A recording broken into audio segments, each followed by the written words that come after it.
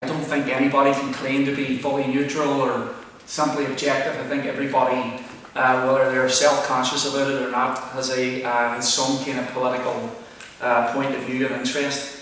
So I think, just to start out, I think each of us kind of believe that we're the centre of the universe. That's all right, everything revolves around us. And I think the way history is taught as well, sometimes each individual nation state, the universe kind of revolves around it, or history happens around it.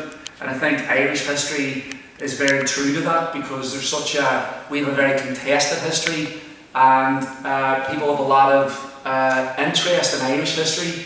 I would say there's a lot more interest in Irish history going back over hundreds of years than I would have found in the United States in terms of people's political horizons. And that can be a good thing, but it can also be a very, very challenging thing, as we know. So I also think that Irish history can often be taught in a very, very narrow and constricted way, so that the dominant narratives tend to dominate when you go to school, even in the university level education, and obviously in the mainstream press. So I think that Ireland's century, or decade of centenaries, or its decade of revolution, as I would call it, I don't think it can be understood without reference to what was happening in the rest of the world at the same time. And I think that that's really, really important. And I think it actually enhances our understanding of what's with Irish political history, not just political history, economic and social and cultural as well, when we look at it from that point of view. So I'm going to argue that there was a revolution in Ireland, and I'm going to argue that there was a counter-revolution that went along with that. There was a political revolution here, but there was no social or economic revolution.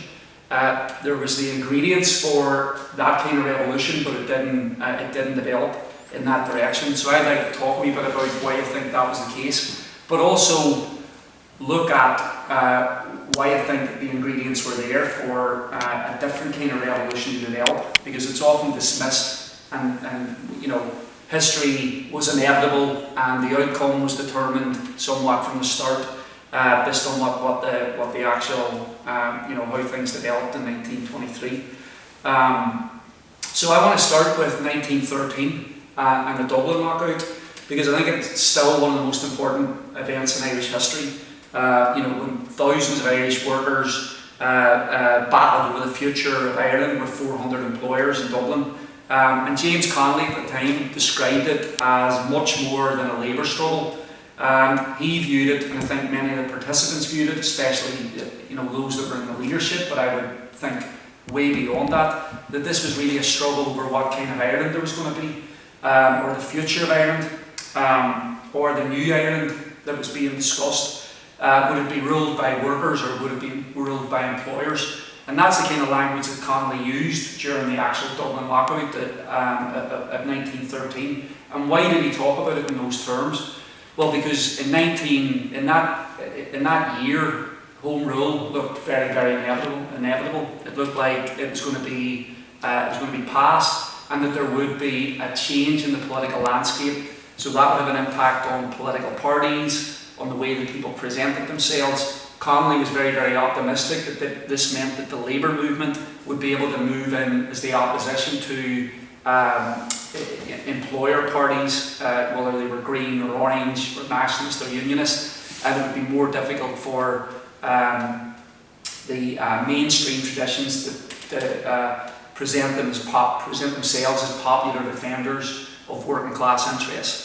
Obviously that didn't come to play out, but that was Connolly and other people's perspective back in 1913, which led them to believe that this was a battle, that the 1913 struggle was really that kind of battle. So what would a Home Rule Ireland look like? Would it be a Home Rule that was dominated by bosses and employers, or would it be a New Ireland or Home Rule Ireland where workers had established their rights, or challenged exploitation?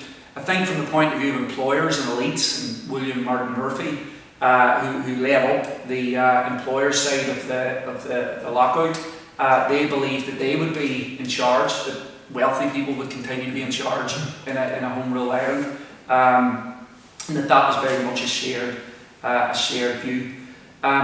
So, you know, there's more to say about 1913, I'll get into that, but I just want to look at Connolly a bit as well, because this is a lead-in really to talk about the influence of other ideas from elsewhere into Irish political events and political struggles. So as we know, well, it's not necessarily that widely known, Connolly was Scottish. He spent 7 years in the British Army, served those years here in Ireland.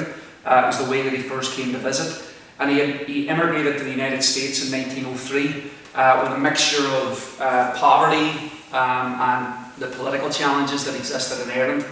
And in the US in 1905, a new political labour organisation was formed called the Industrial Workers of the World. And they were widely known, and are still known to this day, as the Wobblies. I don't know if people are familiar with them, but it was founded by trade union militants, socialists and other kinds of radicals who become very, very frustrated with the Democratic Party, the Republican Party, and the American Federation of Labour. That was the main umbrella labour organisation because of its kind of conservatism, its gradualism, its reluctance to organise workers of colour, and its reluctance to organise women as well. So this new organisation embodied the best spirits of the radical movement inside the United States, and it has a fascinating history of leading all sorts of brilliant struggles that are inspirational to this day for organisers and activists in the US. And the IWW, or the Wobblies, they set out to organise the unorganised. The way trade union organisation was conducted at that point, it was only workers in the crafts, so highly skilled workers that tended to be unionised. Unskilled workers tended to be treated as rabble and unfit for union organisation. So, and the strategies that they employed to unionise people and to change workplace conditions was heavily dependent on using the strike. So striking, surprise strikes, guerrilla strikes, but using the leverage of withholding your labour in order to win demands from your employers. But they also called in solidarity. They used solidarity very much effectively as well. So if one group of workers were on strike, it was the duty of other groups of workers to back them in a strike as well, so that you would have a kind of spread and movement of the class, in the sense of the working class coming out in support of each other. And the ultimate goal of the Wobblies was for a general strike, where workers would shut down the economy and then begin and start or seize control over the economy, workplaces, factories, the fields, and establish an industrial republic. That's what they called it. So it would be a socialist industrial republic where workers ran it. So this was the vision of the IWW. Now Connolly joined the IWW in 1905 and became an organiser of the IWW. So he comes back to Ireland in 1910, and not soon after he becomes an organiser of the Irish Transport and General Workers Union, along with Big Jim Martin. And he brings these ideas back with him. Now these ideas weren't just Connolly's. People like Larkin were also militant syndicalists, as people called them. That would have been the way that this type of trade unionism would have been described. And their goal, rather than, they called it an industrial republic, but in the Irish context they called it a workers' republic, which you could gather different meanings from. It would be a new society or a new Ireland that was run by workers. It also spoke to their beliefs that Ireland should be independent from the British Empire. So it was on this basis that they were organising. So when you think about the Dublin Knockout, for Connolly and Larkin and many others, it wasn't just about the right to be in a union. It wasn't just about the right to strike. It wasn't just about the right to have a solidarity strike. They believed that an intense struggle could actually lead to a struggle for a workers' republic. And so this is what they meant by, this is what Connolly meant by, this is not just a typical labour battle.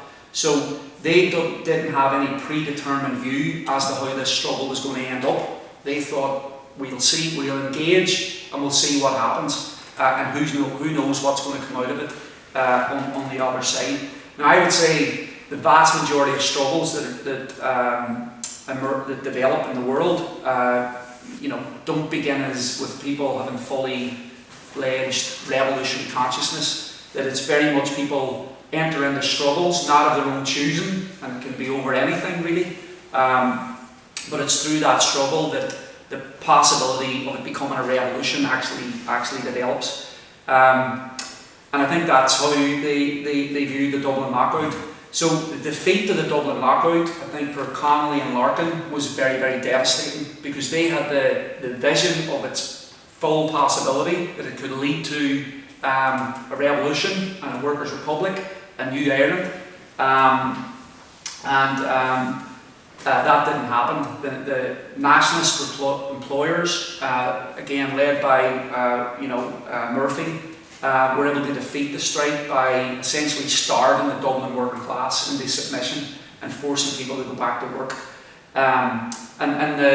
So that meant that the nationalist Ireland that Murphy envisaged was very much one where workers and the poor very much knew their place, and that the right to profit and the right to private property would be sacrosanct. So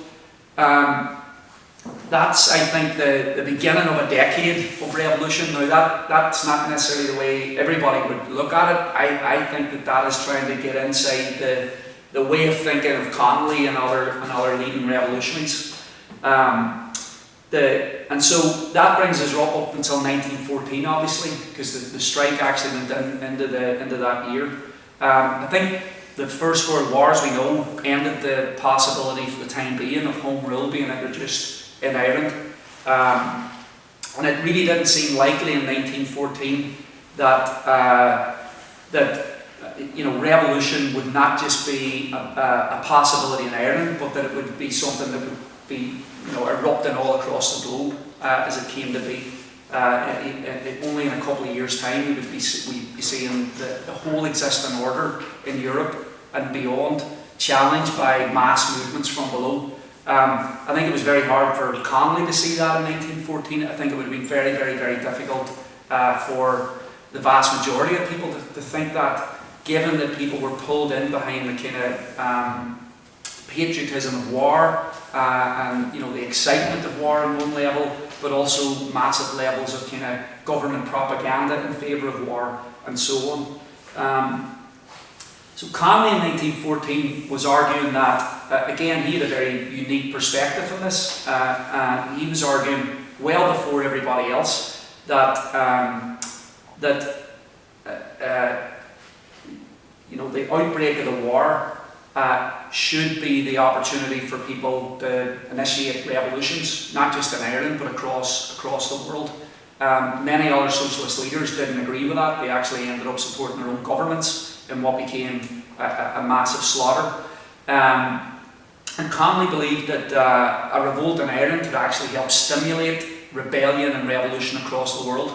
Now, Ireland, as we know, is a very, very small country, economically underdeveloped, apart from the northeast, and a bit of manufacturing around Derry. So why did Connolly think this? And I think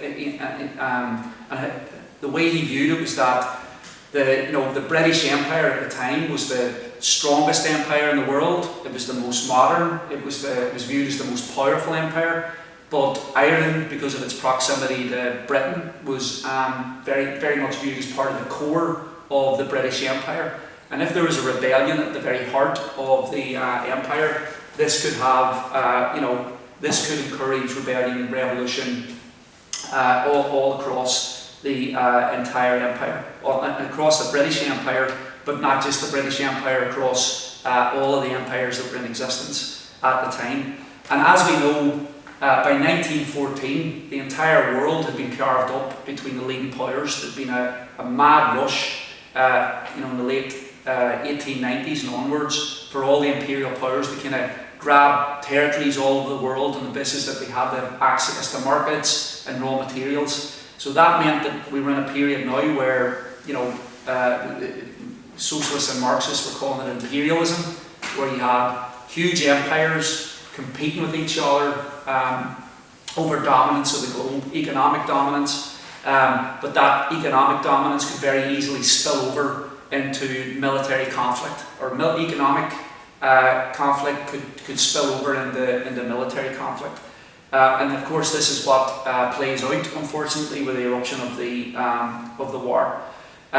So Connolly, and others then understood that with the empire stretched by war, this would be a perfect opportunity to have a rebellion.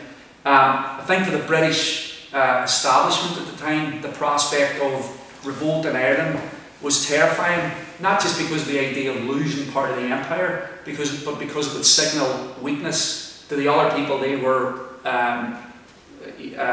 to the other parts of the empire that they were in control of, but also to Britain's competitors, whether it was Germany, Japan, or the United States. So on a whole number of levels, the British elites, British government, the British military were terrified of the possibility of rebellion inside Ireland. And as we know, 1916 is another date in the Decade of Centenaries. It's the year of the Irish Rising, and in many ways it was the first of many risings that would occur soon after it all across the world. It's been described as the only problem with it that it was premature, because it was the other rebellion in other parts of the world hadn't developed up enough where the Irish Revolution, or Irish Rebellion, wasn't left isolated. But Connolly actually believed that Europe was ripe for revolution in 1916. So Connolly wasn't going into 1916 thinking this is just a kind of narrow Irish affair about establishing an Irish Republic. Connolly's view was the same in 1916 as it had been in 1914, where he viewed that some kind of revolt in Ireland could set off a chain revolt all across the world. And so this is why he was eager for Ireland to strike a blow as soon as possible. He thought that it would lead to the overthrow not just of the British Empire, but of capitalism and imperialism, and it would encourage other people across the world to act in a similar way. And that's how he went into the Easter Rising. That doesn't speak to how everybody else who participated in Easter Rising thought about it. There was all sorts of ideas in it, in terms of what people thought they were aiming to achieve. But I think ultimately Connolly was absolutely right, because the 1916 Rising did help inspire revolts and rebellions all across Europe and within empires, and Europe was ripe for rebellion. That became very, very clear soon afterwards. In 1916 as well, I mean, it's an oddity in the sense that you've got, if you think about the Russian Revolution, which I'm going to talk a wee bit about in a second, the Russian Revolution ends in the seizure of power, right, of government buildings. It's many months in the making. In a sense, the Irish revolt starts with the attempt. It starts with an insurrection that's defeated with an Easter week, but then that helps to spark a revolutionary process of mass radicalisation. So no matter what people kind of thought about the Easter Rising, it's clear that the military repression afterwards led many more people to become very sympathetic to the rebels and also the aims of the rebels, and so there was really a sea change in the way people viewed the British state in Ireland and their willingness to actually challenge it and fight for independence. And so it wasn't just the repression that followed 1916. I mean, there was many other things in play. I think people had experienced 2 years and it was just eating up the youth of Europe, and more voices began to speak out about how disastrous the war actually was for people. The war also brought deprivation, in the sense that people had to get by with a lot less. There was less food, and it meant that there was also speed-ups at work and an intensification of exploitation at work. So you've just got a series of things that kind of go together, and it's true this was developing in Ireland, but it wasn't simply an Irish phenomenon. This was happening anywhere there was anywhere the war was being conducted, where you had labour being marshalled for the war effort, huge profits for the arms industry, and it led to mass radicalisation. Lenin, speaking about, talked a bit about the prospect, the impact that a rebellion in Ireland would have. And he talks about, he says it like this. He says, quote, "The struggle of the oppressed nations in Europe is a struggle capable of going all the way to insurrection and street fighting, capable of breaking down the iron discipline of the army and martial law. It will sharpen the revolutionary crisis in Europe to an infinitely greater degree than a much more developed rebellion in a remote colony. A blow delivered against the power of the English imperialist bourgeoisie by a rebellion in Ireland is 100 times more significant politically than a blow of equal force delivered in Asia or in Africa." So you see there, now this is before the Irish Rebellion. Lenin from Russia, and nobody really knew who Lenin was at the time. He wasn't super well known even in socialist circles. Can see how the tensions that are building up between subjugated nations and imperial powers can actually produce some of the first reactions to it. And he just sees that, if there was a rebellion in Asia somewhere, it's going to have less of an impact than one that develops in Ireland, because it's part of the core of the UK, of the British Empire. So that was very similar to Connolly's thinking. So you can begin to see that there's a layer of socialists across the world that are beginning to kind of grapple with the impact that the Great War is happening across the board. Not long after the Easter Rising, of course, the 1917 Russian Revolution erupts. And again, for many of the people who were involved in attempting to shape that revolution, they were taken by surprise. Because I think revolutions often take people by surprise, even if you've spent your life attempting to ignite one. The February Revolution, as we know, brought down the 400-year Romanov dynasty, which was as solid and strong as the British Empire, and overnight it was literally gone. The Tsar's power evaporated, and the aristocracy of Russia was more or less wiped out overnight. Again, that can only be understood if we look at the impact that the war had on the entire Russian population in terms of the slaughter, the great loss of human beings, and the impoverishment of Russian people. That led people to take actions that they couldn't have imagined doing a year before, or even 2 years before, when there was a great push of support for the war effort. And then that's followed up then in October 1917 with a second Russian Revolution that doesn't just end Tsarist power, but also puts in place working class power. So Connolly's dead, obviously, at this point, but his vision of a workers' republic, or the industrial workers of the world's vision of an industrial republic, is put into practice in a massive country, Russia, where workers now have seized control of the economy, workers and peasants, and they're attempting to begin the process of creating a new kind of society with all sorts of massive difficulties and challenges along with it.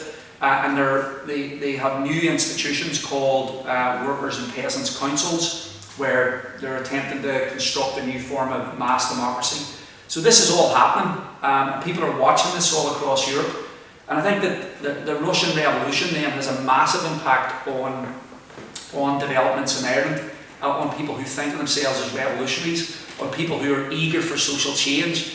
Because not only are they seeing an empire overthrown by people from below, by ordinary people, they're also seeing now an alternative form of power, or an alternative form of democracy that says we don't need capitalism. We're actually going to try to have a society without profit. We're going to construct a new socialist society. And I think that the ideological impact of that is sometimes underestimated. Because I think that allowed people to kind of widen their horizons about what kind of society are we actually fighting for. And I think that the Russian Revolution had a big and very deep impact on Ireland, which I think is often overlooked or dismissed, because obviously the Ireland that was produced through a decade of revolution didn't look anything like the Russian society when there was a revolution. In February 1918, there was a 10,000 people packed into Mansion House in Dublin to celebrate the Russian Revolution. They marched through Dublin with red flags. There was a triumphalism about it. Many well-known Irish leaders, Maud Gonne, William O'Brien from the Labour movement, all participated in this. So even with that one shot, that's, I think, a significant event in Dublin. 10,000 people rallying for the Russian Revolution. The Irish Times at the time was worried enough that this is the way that they talked about the impact of the Russian Revolution in Ireland. This is a quote. They've invaded Ireland, and if the democracies do not keep their heads, they may extend to other countries of Europe.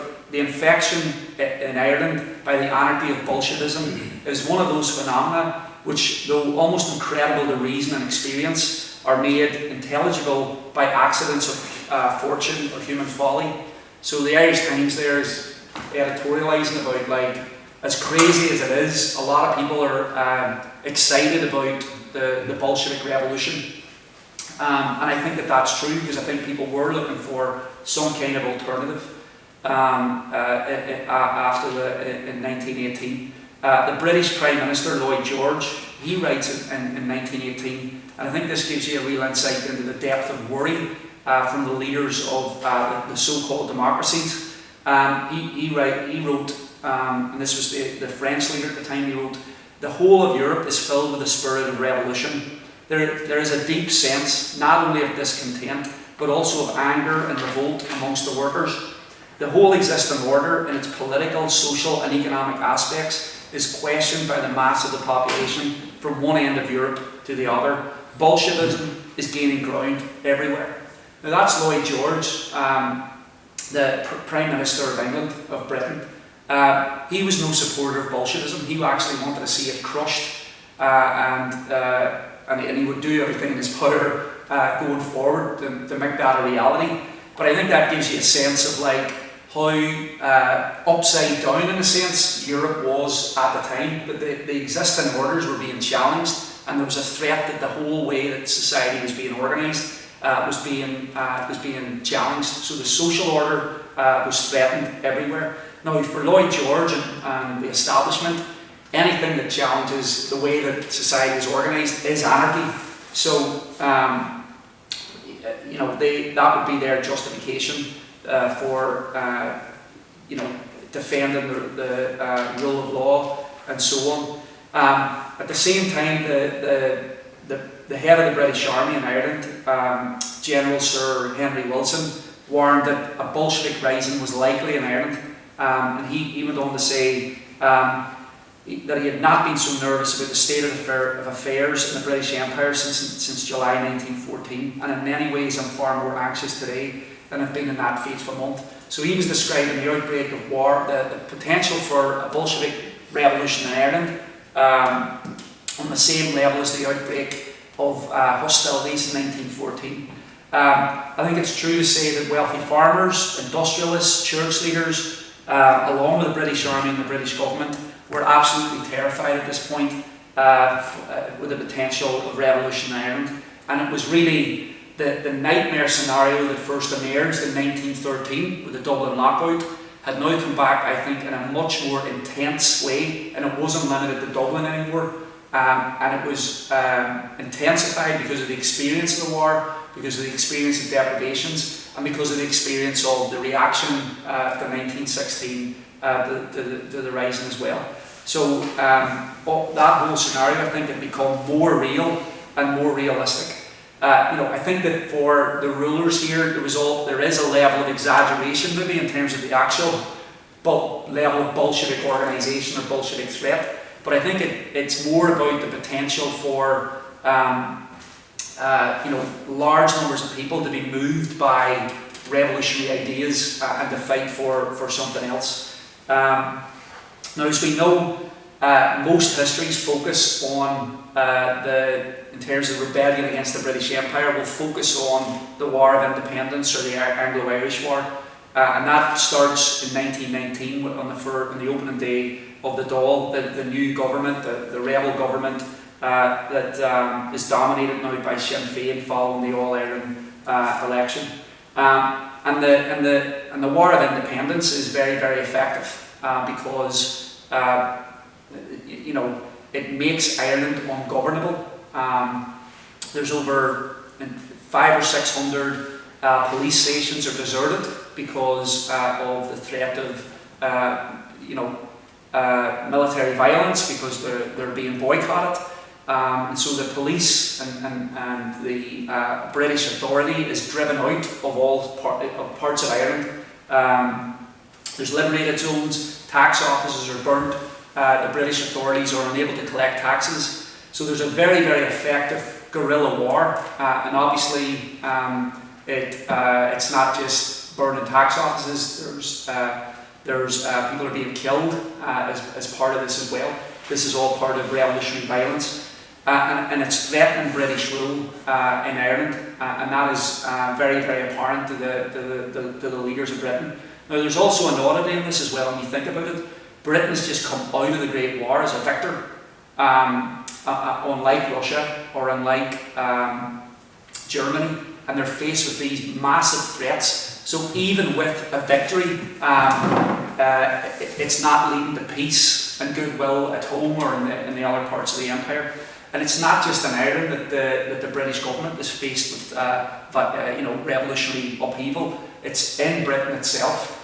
There's mass unrest in all the big cities across Britain, and then there's military mutinies by British soldiers, and there are uprisings in India and Egypt and elsewhere. So the empire, in a sense, is becoming ungovernable. But in Ireland, it's at the core of the empire. It's become very, very real, and the threat is great. So I think that the IRA war on the British state, I think, is well documented. I think its success, I think, is the number of people that joined, the volunteers, the thousands of people who were active in the military campaign. I think that's well understood. I think the aspect of the revolution, if we want to call this period now a revolutionary, that's blossomed in a sense in the revolutionary struggle. The aspect of mass mobilisation by the working class, I think, is often overlooked or dismissed. It's not just about, I want to talk about some of the instances, kind of like 10,000 people rallying for the Russian Revolution in Dublin, but because those I think instances and particular struggles capture a dynamic, but I think it's more that there is a sense across Ireland that it's not just British rule that's under threat, it's the whole way that society is constructed that's under threat. Because you've got working class people moving into rebellion, not just to say we want an independent Ireland, but also to say we don't think we should be exploited by landlords, by employers, or by big farmers, and that's at the centre of this radical rebellion. And I think it's in part then why it's written out of Irish history and semi-denied. One of the big mobilisations by the working class and labour movement is the 1918 strike against conscription. The number of people joining the army at this point has collapsed. It's even went down among Protestants in the north, from the northeast. And Lloyd George is under tremendous pressure to bring in conscription to Ireland. Now, they'd threatened to do this before. They'd threatened to do this before the Easter Rising. It was one of the reasons why Connolly believed, unlike many other people, that the conditions had ripened for revolution, which is why he was more confident about it than others. But in 1918, there's a threat to introduce conscription, and there is an all-out strike against conscription that actually is so effective that Lloyd George has to back off. And it then means that Ireland's one of the few countries in the empire where conscription is imposed. And I think that spoke to the capacity for people to shut down workplaces, to shut down the economy, and it speaks to the fact that this is not small numbers of guerrillas acting to end British rule, that there's a much wider rebellion going on. 1919, I think the Limerick Soviet, I think, is another fantastic example of the kind of working class radicalisation that's developed. Limerick was a city with a lot of creameries, that's what it was known for, and the attempt to rescue a Republican prisoner had led to the death of the prisoner and a British soldier, and the British army then imposes martial law, and the response to this by the working class of Limerick is to basically go on strike, and the city becomes shut down. The workers set up a strike committee that ends up running the city, deciding what's allowed to move, when shops are allowed to be open. It organises production, it determines how things will be transported. And they called themselves a strike committee, and then called what they were doing a Soviet. They put up red flags all over the city and declared themselves in solidarity with the Russian Revolution, and that they were also enacting an Irish version of the worker Soviets that existed in Russia. So I think that this was not just limited to Limerick. I think this was happening elsewhere with like workplace occupations, land seizures by agricultural labourers, and I think again it describes the dynamic that's happening in Ireland. There's the 1919 general strike that erupts in Belfast, which is maybe obviously not the centre of the rebellion against British rule, because again it describes the challenge that the working class were presenting after the Great War to whether it was Liverpool, Glasgow, Belfast. Workers were demanding more. They were the pent-up anger from the war was breaking out into strike action, and that strike was led by shipyard and engineering workers. It involved both Catholic and Protestant workers, and you think about how significant that is in a very divided city where sectarianism had deeply scarred that city. And they set up a strike committee as well. Now the Belfast Newsletter, again, maybe to some degree exaggerating the threat of revolution, they described it as this. One of the strikers' deputation boasted they had set up a workers' parliament. That is the language of the Bolshevists and Sinn Féiners, and it should open the eyes of the authorities, and also to the vast majority of men who are loyal and law-abiding to the real objectives of the strike. The objectives are not industrial but revolutionary, and if they were attained, it would be a disaster for the city. So that's Belfast, again, not viewed as like the centre of rebellion as Dublin might be, but again, I think it shows the level of unrest, mass unrest amongst working class people, and the potential for that to kind of develop in a revolutionary direction. British rule impossible in Ireland, whether it was workers, railway workers, and others refusing to move arms, refusing to move police officers across Ireland, and really shutting down the British war machine in Ireland. Trade union membership in these years explodes as well. For the IPGWU, it goes from something like 5,000 or 6,000 in 1916 to about 100,000 by 1920.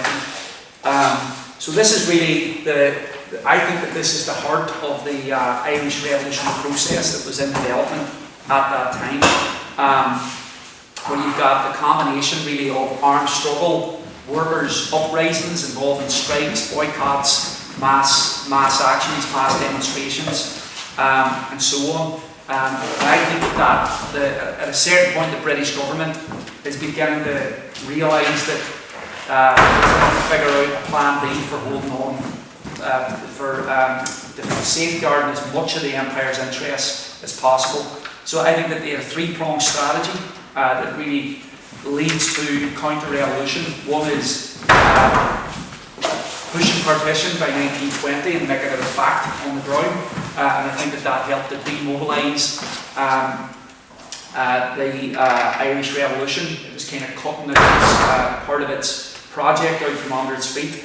A big part of it obviously was military repression by the British authorities that crushed the rebellion and intimidated into the ground. And then the third part of it was to find elements of the Republican leadership that they believed that they could do business with. Because at the end of the day, Britain might be willing to give up some territory in order to hold on to another part of the territory, but they didn't want a socialist Ireland next to Great Britain.